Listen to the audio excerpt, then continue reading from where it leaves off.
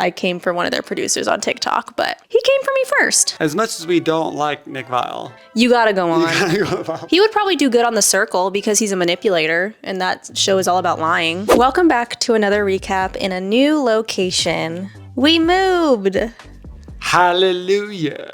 We're in the new house. How are you feeling about the situation? With JR or the move? Let's start with the move. What you can't see off camera is that we are still living out of boxes. We are mere days into our move, and this is great. I love our spot. It's very quiet. We moved back to the suburbs from downtown, so, you know. We're suburban. I'm living for it. How about you? I'm living for it as well. You can't see all the clutter, but you can see perhaps our swatches. We are painting. Which one do you think we're going to choose?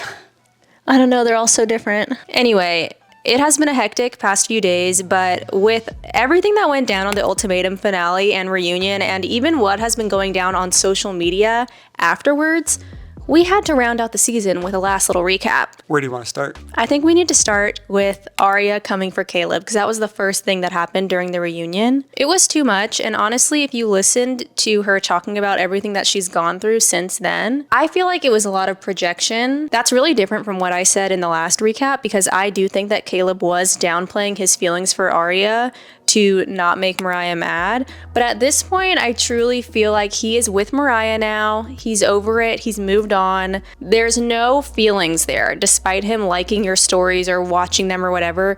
Apparently, he was watching and liking everyone's stories from the show, just like supporting them. So, I don't know. I mean, it's not like it was like a legitimate breakup. They were together for what, like a week? A week. So him watching your stories isn't like sub-messaging. She really thought it was a gotcha moment. Yeah. She was like, you're denying it, but I have receipts. It just seemed like a lot of projection, and I think it's time to move on, especially since it only took you one day to recant your acceptance of the proposal. I knew it was going to happen. I knew it. Everyone saw that. Everyone saw your proposal acceptance, and you wanted to say no, but you had this complex about not wanting to upset anybody, especially Scotty. So I think that she knows about his fear of rejection and was like, I'm not going to reject him on the show. And then afterwards she was like, that's stupid. This is my real life. I need to recant this immediately. And I'm so glad that she did. Shout out to Aria for her recanting. It would have been much better television had she rejected then on the spot. I just like seeing Scotty get exactly what he deserves, which is to not be in a relationship until he seeks therapy, which, by the way, I feel like they were not coming for him at all on the reunion. And he was truly one of the worst people this season. Yeah, I mean, I definitely believe that he deserved a little bit more time in the hot seat than he got. He was just, kind of coasting, little tears in his eyes about what went down and everything. Still holding on hope for a future with Aria, but I don't think he's holding on hope at all. And if you looked at his face when she was talking about her grandma dying and her miscarriage, he looked fucking annoyed. And he had another gaslighting moment talking about how he felt like all of his efforts weren't being appreciated, even if he wasn't meeting her exactly where she needed him to be. He was like, it's really demoralizing to try and then not have any of your efforts be appreciated, when that's literally what she said that she was trying to do and she was upset about when you were talking about non-sexual physical touch, and she's saying, I'm trying, and you're acting like I'm not doing anything. Gaslighter. I don't like it. I don't like it at all. I don't want to see it again. Scotty, you have been banished from my mind and from the cultural zeitgeist. Because this is going to be something we talk about further on in the episode, do you think Scotty shows up in other Netflix shows? Ooh, honestly, no. I think that he's a one and done, because if he were ever on The Perfect Match, I would not be watching that shit. He would probably do good on The Circle because he's a manipulator and that show is all about lying. So maybe he should go on The Circle. Did you ever watch that? I haven't watched The Circle, but I thought you were going to talk about Traitors. He is not. No, he is not Traitors material. I'm sorry. You got to be bigger than that. Even though they do have random ass people on there sometimes, Scotty is not there. He's not at Traitors level yet, no. And speaking of The Perfect Match, there are two people who came on this show probably specifically to end up on Perfect Match, and that's JR and Sandy. I think we need to talk about JR getting fucking exposed for being a perv and for being there for a hall pass, because guess what? It wasn't Scotty who spread that rumor. Or Dave. Or Dave. It was JR himself. It was you! I love it when they pull receipts. And that was a very in-depth, recap receipt. This is what reunions are all about. And the Love is Blind reunions never get into the nitty-gritty drama like that one. They never pull the receipts. They only did that one time with Zenib and that guy who, remember when she was like, he was calling me fat for eating tangerines or whatever, and they pulled the clip? Yeah, and that's the last time they did that, I feel like. And the guy who they brought onto the reunion just to say, oh yeah, Trevor to make the example out of him, being like, you were only here for fame. That was iconic. Banished to obscurity. Yeah, JR is so perverted and gross. Truly, I can't even believe that Sandy wanted to date him. JR got played by the only other biggest player on this show, and that is Sandy. JR came here to play, Sandy came to play harder. And I still believe that they hooked up. I still believe that. They can deny it all they want, but we all saw that security camera ring footage. Also, what the fuck is going on with JR after the show, charging for interviews and stuff? $10,000 to go on Viall Files. Apparently on Viall Files, Zaina and them were saying that he's charging that for media, but in reality, he's charging that only for Viall Files because he's like, fuck y'all, y'all already made up your mind about me. I am the villain here, so no, I'm not gonna go on there, willingly. Pay me 10 grand. But have you seen him do any other interviews? No one wants to interview this guy. If I were you, JR, I would be clawing onto the Viall Files with everything I had, because that is the only thing that's going to keep you relevant enough to be on Perfect Match of the future. He's missed his window already. Yeah. He had his window. He could have gone on and cleared it up. It would have probably been back to back with Zaina's interview. Mm-hmm. But no, we're not going to get any clearance here, and anything you do in the future, we're not really going to care, because it's old. That recap of you just basically dirty talking every girl on that show, every single one, that was pretty bad, bro. And then blatantly saying that you're basically there for a hall pass, and then saying that was taken out of context. I'm sorry, what context could that be? I'm in school, I got a hall pass to go to the bathroom. Maybe he was saying, if I were a jerk and coming on this show, I might say something and then they cut that out. That's the only context that I feel would make sense, but something tells me that you were just saying that shit. And if you are ever on a Netflix reality show, let me give you some advice. Go on the Viall Files. Honestly, reach out to the Viall Files and ask to come on, because that is the only thing that's going to keep you going, girl. As much as we don't like Nick Viall, you gotta go on. You gotta go on. It's the relevant show. What's the alternative? Who's the alternative to Viall Files? Off the Vine with Caitlin Bristow.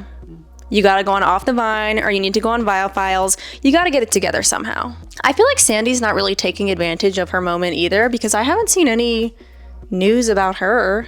Any interviews? Is she on the Viall Files? I haven't seen her on Viall Files, but she has been posting her own TikToks and stuff like that. But what did you think of her proposal situation where Nick claims that he wasn't even reaching for the ring, but her eyes, she was just like, she saw him reaching, was like, oh my God, I can't do this. Honestly, I have so much more respect for Nick solely for that proposal. In that 5 minutes. That 5 minutes of airtime, I give him so much redemption, because she didn't want it. You weren't going to give it. It was done, cut it clean right then and there. And then Sandy, you ruined it for me, because you're just trying to claw it no, don't go. No. I know. Either say yes or say no. Sandy would rather be in a bad relationship than be alone. I agree. I just feel like she's been very wishy-washy the entire time. Do you want to be with Nick or do you not? But at the same time, the reunion really opened my eyes to the kind of person that Nick is. And even after the reunion, I'll link it in the description, but Vanessa made a TikTok about Nick's behavior when they were coupled up. And he seems like a really tough person to be in a relationship with. So I feel like there's probably a little bit of trauma and weirdness there when it comes to dealing with him. And not him saying, sorry, this is what it's like to be in a relationship with an artist. No, it is fucking not. I'm not the best, boyfriend to everybody, but I'll be the perfect boyfriend to someone out there. Like, bruh, you're giving artists a bad name. Like, stop using that as a scapegoat. Just be like, I got my demons. I got to work on them, but they also help me with my art. So, I got to pick and choose and, make some type of valid statement in regards to your art, because ultimately, just calling yourself an artist and using that as a scapegoat for your fucking toxic ass behavior. Like, sorry, this isn't the 60s and the 70s where you're going to go out and just like, this ain't the Beat Generation. Like, that's just crazy behavior on behalf of. Yeah, I think it's just relying on that old trope, like the tortured artist. I'm Charles Bukowski. I have major substance abuse problems, but I make amazing shit. It's like, yes, that can be true. You can have substance abuse issues and toxicity and stuff to work out and also be really creative, but it's not because you're an artist. He just strikes me as someone who is very difficult to deal with, and so I'm trying not to pass judgment towards Sandy. Even like her contacting him and saying that she misses him when he was crashing out or whatever.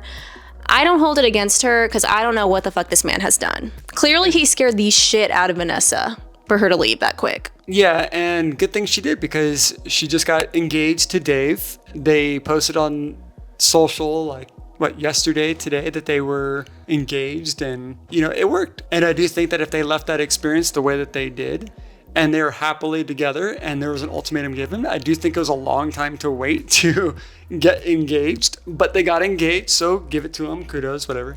Dave annoyed me on that reunion. He annoyed me in general because he comes across as someone who thought that he was going to go on the show and have the girls all clamoring for him. When they didn't, he's disappointed, and he probably wants to go home too, so he's texting Vanessa like, let's leave, da da da da. And then he comes on the reunion and tries to embarrass her by bringing up her farts again. Yeah, that was pretty unnecessary. Rude. I don't know if he was trying to be funny or if he was trying to get a soundbite or what, but I do think it was really funny that he thought he was being Mr. like Rico Suave. Yeah. And, like, he's like, I'm tall, they're gonna love it. You need more. You need more. So back to Nick, though, because Nick is talking about how he spent a year, kind of working on himself, getting some therapy. But apparently he's still been blowing up Sandy's phone throughout the year. Ooh. He's now dating somebody else. Whatever help you were trying to get, you need more before you jump into another relationship. I mean, I don't know. I wish him the best. Truly, please recover and take care of your mental health and whatever you got to do, because this was a very weird, low-key traumatizing experience for everyone involved. I just think that too many people are too codependent on somebody else in their life, and they can't spend time alone. Like Zaina is spending time alone, working on herself. Good yes, job, girl. Zaina. She needs to go on Perfect Match. And Nick needs to spend some. People benefit from being alone. You learn so much more about yourself. You're so independent. Every person is, but I don't know. He wants to be in a new relationship and either show Sandy that he's moved on, but from what I gather, I don't think he's moved on. No, he hasn't moved on. And speaking of not moving on, and you brought up Zaina, we cannot leave this recap without talking about her QR code on her nail. That was pretty badass. That was very iconic. It was creative. It was kitschy. It was quirky. I lived. I do think that maybe the delivery was a little messed up on do you have a phone or whatever, but JR was being a little bitch about what do you need a phone for. But I feel like maybe she could have reached out to production and been like, I've got this thing. When you come to me for this moment, I've got receipts. Have something to scan a QR code. I thought that would have been something the delivery could have been a little bit. It was a mess. It was improved, messy. Yeah. She definitely was attached to JR long after the show. She was still holding on. But I love seeing that now she is ready to just forge her own path and leave that guy in the past. Don't get stuck on closure. I felt like you yes. harped on closure a lot. Closure is for you. That's not him or nothing. Closure is something you feel you need, not no one else. Honestly, hot take, I think that people who talk about closure, you just want to keep talking to that person. No, nothing that they say is ever going to make you feel like, okay, I know everything I need to know. I'm 100% clear. I agree. This totally works out. If you love that person, you're just trying to say you want closure so that you can keep talking to them. or you just want them to say the perfect thing that you think is going to make you feel better. And it's never going to happen. It's never going to be the perfect thing. And never trust anything that an ex tells you, because it's always a lie to try and get out of that situation as easily as possible. It's going to be through lies, manipulation, kind of like stringing you along and then letting you go like he did. Right. So, and him acting like he's still trying to sort things out a year later. Like, bro, you don't want anything to do with her. If you want to be with someone, it's not going to take you a year to figure out whether or not you want to be with someone or not. Right. Just move on. Be honest about how you feel. You don't need closure. Go your separate ways. Honestly, watching that show back should have been everything that she needed to realize, okay, this past year, I'm sure she watched it and was like, this past year I've been chasing after this man still, and he did all this. He's a perv. I will say that JR was trying to be a little bit of redemption for JR, trying to be nice for her, help her with her injections, for her, egg freezing. Him still trying to be there when she needs him. The alternative is him saying, no, we're broken up. Fuck off, go find someone else to go help you. Like, he's not. Like, he was trying to do that. I think he wanted that to come across in the show or in the reunion, that, I'm not all bad. I'm trying to be there. I'm trying to help you.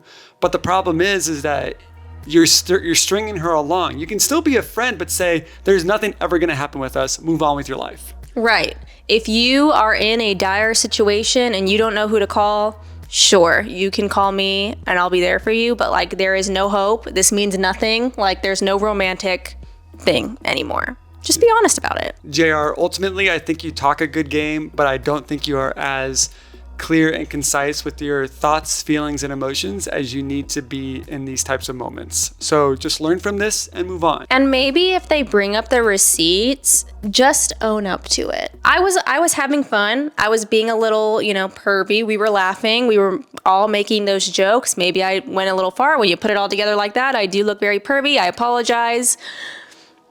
That's it. Like, be honest. Honestly, compiling all those, phrases and things that he said is almost like, well, yeah, when you put it that way, I look real bad.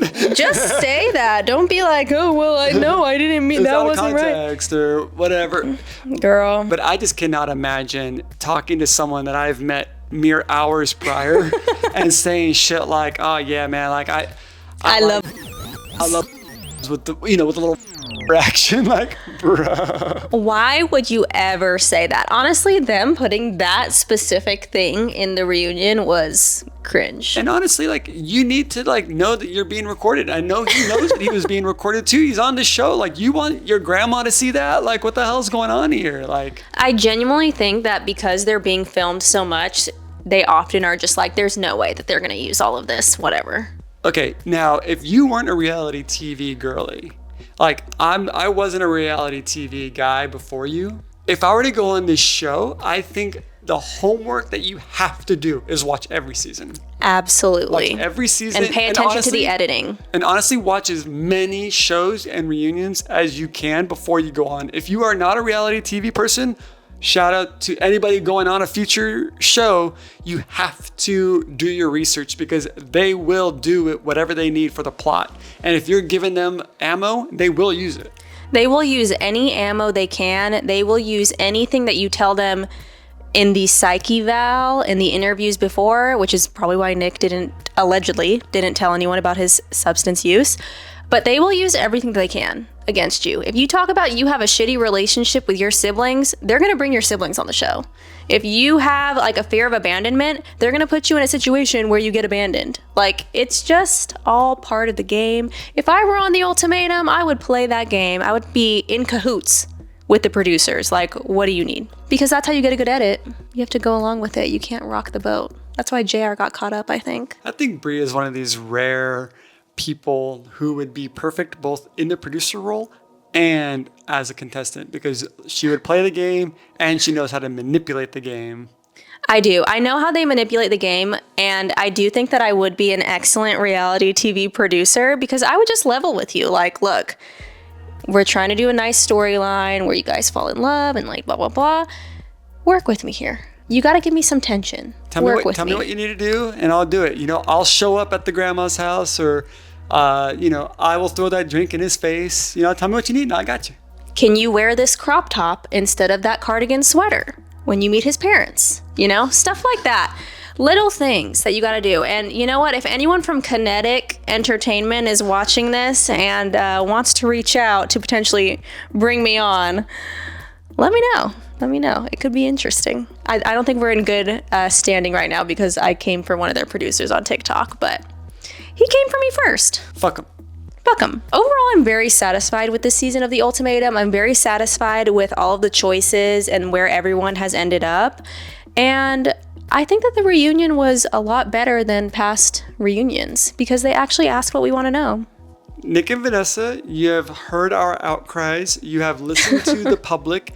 You have done a much better job. I will say, though, that you are not yet finding resolution in some of these fights. And we just get a blunt, well, sounds like you guys are still working that out. So let's do a montage of the time in which everybody met each other. Like, the transitions are not smooth. It's like everyone's screaming at each other. They're like, well, speaking of screaming, let's take a look back at how this all got here. Like, can we just close the chapter? Can we close the chapter? We need some type of like therapist training for Nick and Vanessa so that they can try and find some sort of like resolution or just some sort of phrasing to be like, well, so be it. Honestly, all roads lead back to Married at First Sight for me. I think that we need Pastor Cal and Dr. Pepper to host the reunion instead. I'm not against Nick and Vanessa entirely, but Pastor Cal and Dr. Pepper, they get to the root of the issue. Maybe you need to set up some sort of mentorship program. Maybe that. Because we need people who are digging for the tea. They really do get the tea. Pastor Cal, I can just see him now at that Ultimatum reunion. He's sitting there like, okay, stop. Okay. What is bringing up that feeling of abandonment for you? And then we get a whole 5-minute little thing where we resolve. Maybe they hug it out at the end. Who knows? Or it's, your relationship is doomed and doomed and doomed. Y'all need to stay the fuck away from each other and let's move on. They've said that before. Like, I think we need them.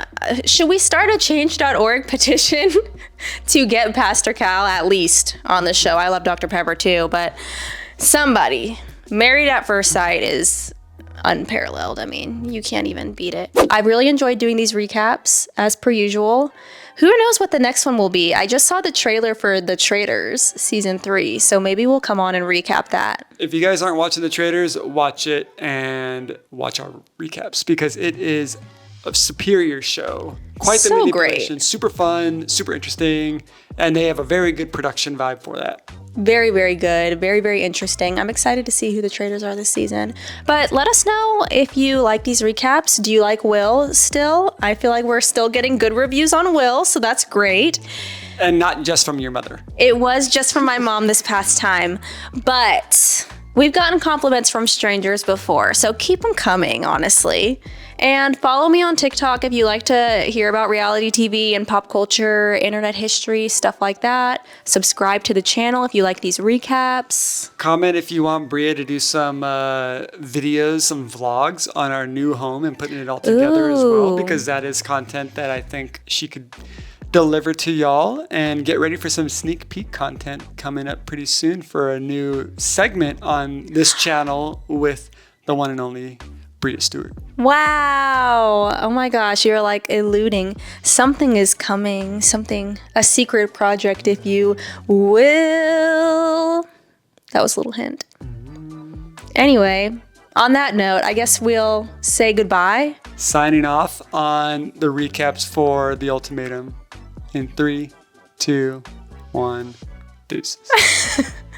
Deuces.